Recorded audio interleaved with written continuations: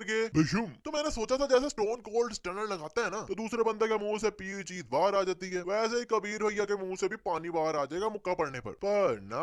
और ये जो बोतल गिर रही है वो भी एकदम खाली बोतल है, मतलब कबीर भैया पानी पी नहीं रहे थे, बस ऐसे ही बोतल को माउथ के साथ लगाया हुआ था। कबीर की यहाँ लड़ाई होने वाली है तो कहता है कमाल, गेट बंद कर दे, ये चिरकुट लोग भाग ना सके। नहीं भाई मतलब इतना बड़ा ग्राउंड है, ये लोग तो कहीं भी भाग सकते हैं भागने को, क्योंकि पीछे ट्रेन चल रही थी और आजू बाजू भी खाली है सब। और ये कमाल भी कमाल ही करता है कि भागता भागता पता नहीं कहाँ से गेट ढूंढ कर बंद कर आता है, क्योंकि यहाँ से तो हमें कहीं भी दूर दूर तक कोई गेट दिखाई नहीं दे रहा। और ये चिरकुट ब्रूसली वाला पोज मार के खड़ा है, पर कबीर भैया तो इसे आराम से आकर ही पकड़ लेते हैं, जैसे मुर्गी नहीं पकड़ते। और ये कुछ कर भी नहीं रहा आगे से, आराम से ही मार खाई जा रहा है। ये तो वही बात हो गई, भैया मेरा मुंह का निकल गई, मेरी जबान टूट गई। कबीर भैया जब इसे मुक्का मारते हैं तो अभी मुक्का लगा भी नहीं और खून पहले ही लगा हुआ है। नहीं मतलब मुक्का मारने के 1-2 सेकंड बाद निकलेगा ना खून, पर यहाँ तो अभी हवा में ही है मुक्का और इसका खून पहले ही मुंह से निकला हुआ है। अभी कल जब कबीर भैया की लड़ाई हुई तो इसके हाथ पर चोट लगी हुई थी और दारू भी डाल रहा था सही करने के लिए, पर एक दिन में इसका हाथ चकाचक फिट हो जाता है, क्योंकि अब तो इतू सा भी मार्क नजर नहीं आ रहा। कबीर भैया भी बिना हेलमेट के जा रहे, अगर इन्हें कोई पुलिस वाला रोकेगा तो क्या ये चलान देंगे?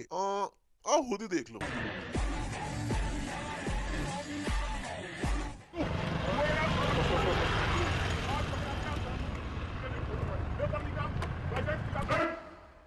इसने टच किया उसको माता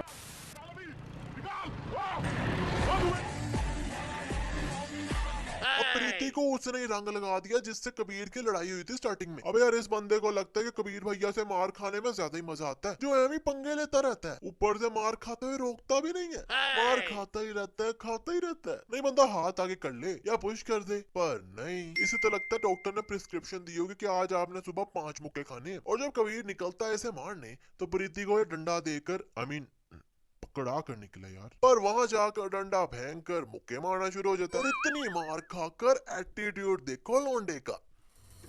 कबीर राजधीर सिंह की फटते हुए देख के मजा आ रहा है।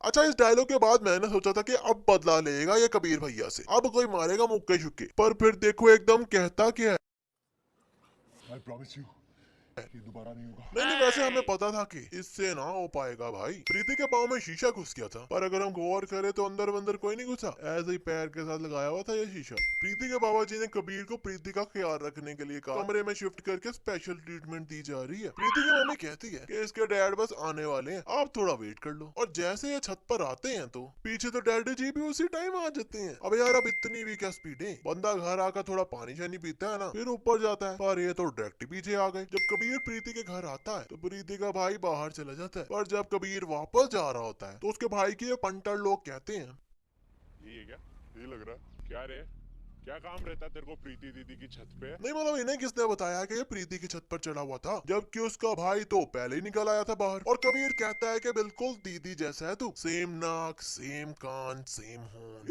अबे कबीर भैया किसको किससे मिला रहे हो, प्रीति कहाँ और ये चिरकुट कहाँ, किसी एंगल से भी एक जैसे लग रहे हैं क्या? कबीर के पापा जी पूछ रहे हैं कि क्या करके आए वहाँ, और कबीर भैया कहते हैं कि घर गया था, हम लोग अपनी प्राइवेट स्पेस में थे and our father just came at a 90 degrees angle, उनको लगा कुछ गलत हो रहा है। कबीर भैया के कहने का मतलब था कि प्रीति के पापा पीछे से आए तो उन्हें लगा कि कुछ गलत हो रहा है, और भाई उन्हें लगा वगा नहीं बल्कि हो ही कुछ गलत रहा था, क्योंकि एक चुम्मे वाला सीन तो हम सब ने देखा ही। यहाँ इस सिरकुट ने कबीर भैया को रखकर मुक्का मारा है। नहीं आप बस मुक्के और फेस में डिस्टेंस देख लो कि कितना है, मतलब इतनी दूर है, फिर भी कबीर भैया उड़ के गिरते हैं। और शिवा आकर कहता है, अंकल आप समझाइए अपनी, अंकल आप समझाइए अपनी।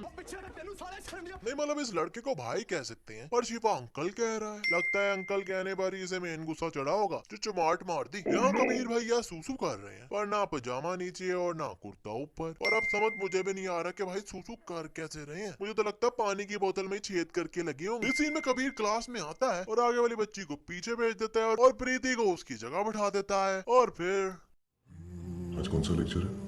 कहाँ? टीचर। अब प्रीति को दोबारा उठाकर पर्सनल क्लास ही देनी थी तो आगे वाली बच्ची को पीछे क्यों भेजा भाई? Explain us please. पर से एनाटॉमी पढ़ाने भी खेतों में ले गए कबीर भैया। यार कबीर ने तो एमबीबीएस कर लिया, पर प्रीति को नहीं करने देगा, क्योंकि जब वो क्लास में आती है तो ये उठा कर ले जाता है पढ़ाने। अब एज यू नो कि यार ऐसा पढ़ा जाता है क्या? इस लड़की का फियांसी बाहर पता नहीं कब से लगा हुआ है कि डोर डार्लिंग ओ क्योंकि जब लाइट जाती है तब इसकी आवाज अंदर आती है, क्योंकि इतने गाने के शोर में इसकी आवाज कहाँ अंदर जाएगी, और गाने के शोर की आवाज बाहर भी आ रही है, पर फिर भी लगा हुआ स्लो स्लो से आके darling open the door, darling open the door. अब यार बेल बजा और अंदर जा, पर नहीं। और कबीर भैया ऐसे इसके घर से निकल रहे होते हैं उसके फ्योंसी के सामने। नहीं नहीं यार, I mean, वो लड़की तो गई हो। यहाँ ये बंदा आकर कहता है कि मैम चौट में बिजी हैं तो 2 मिनट में आएंगी, पर मैम तो सामने मेकअप सेट कर रही होती हैं और वही करके सीधी यहाँ आ जाती हैं। तो ये कौन सा शॉर्ट में बिजी होना हुआ भाई। शुरू में जब कबीर भैया इस लड़की के घर गए थे तो ये ग्लासेस पहनी हुई थी, पर उसके घर से निकलते हुए वही ग्लासेस इनके पास कहीं है ही नहीं, मतलब ये कहीं अंदर ही भूले हैं। पर जब ये अब ये एक्ट्रेस से मिलने आए हैं तो इन्होंने वही ग्लासेस फिर से पहनी हुई है, जबकि ये तो वहीं भूल आए थे। कबीर भैया का दरवाजा खोल कर सोते हैं कि कोई भी अंदर आ जाए, नहीं मतलब एकदम अगर रेड पड़ जाए तो पूरी दारू पानी की बोतलें मिल जाएंगी यहाँ से। इस सीन में जिया शर्मा कबीर की शर्ट प्रेस कर रही है और ये व्हाइट शर्ट है और कबीर ने कुछ भी नहीं पहना, मतलब इसके पास यही शर्ट थी जो ये प्रेस कर रही है। पर जब ये दोनों बाहर जाते हैं तो कबीर ने तो स्काई ब्लू कलर की शर्ट पहनी होती है, जबकि व्हाइट वाली शर्ट जिया प्रेस कर रही थी। और यार इन्होंने गपागपी करना था तो घर में ही कर लेते, क्योंकि अकेले ही तो थे ये। पर इतनी दूर इन खेतों में गाड़ी छुपाकर करने का क्या रीजन था? Explain us please. दिल्ली में इतनी सर्दी हो रही है कि किसी ने जैकेट पहनी है और किसी ने स्वेटर, पर प्रीति हाफ स्लीव्स में ही फिर रही है। हाँ हाँ पता है कि उसने स्वेटर पहना है, पर स्लीव्स तो हाफ ही है ना यार। इस सीन में कबीर भैया आकर कहते हैं कि मैम एक अनाउंसमेंट है मेडिकल कैंप के लिए, तो कर लूं, और यहाँ ज्यादा लोग पंजाबी हैं तो पंजाबी में कर लूं। कबीर भैया जब बोल रहे हैं तो इतने ज्यादा हिंदी के वर्ड्स भी बोले हैं इन्होंने पंजाबी में, तो भाई वो तो इस मैन को समझ आ जाने चाहिए थे ना। इतनी ये रहती कोई ब्रिटनी स्पीयर जो समझ नहीं लगी कि कबीर क्या बोल कर गया। कबीर भैया जब प्रीति की लेते हैं चुम्मी तो कहते हैं किसी ने नहीं देखा, किसी ने नहीं देखा,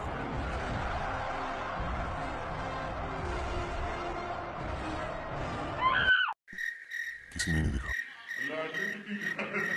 हाँ हाँ किसी ने नहीं देखा। कबीर भैया इतने गिलास रख के एक एक करके सब में बियर डालकर पी रहे हैं। अब यार एक ही गिलास में बार बार डालकर पी लेते, इतने ज्यादा ग्लासेस में डालकर पीने का क्या रीजन है? इस सीन में लगता है जुम्मे का दिन है, जो एकदम प्रीति को चुम्मे का वादा याद आ गया और बाइक पर ही शुरू हो गए, और वही करते करते ये लोग साइड पे जा गिरते हैं। वाह ओ भाई कहीं खड़े होकर आराम से ये सब कुछ कर लो। पर अब लग गई चोट, हो गए खुश, और ऐसी चोटों के मार्क्स महीनों में ना जाएं, पर नेक्स्ट डे इन दोनों के ये निशान गायब हो जाते हैं। ये तिरगुड़ इतने गुस्से में आया है और इसके पांव पर कबीर भैया ने गरम गरम सिगरेट लगा दी है, तो इसका रिएक्शन देखो जरा।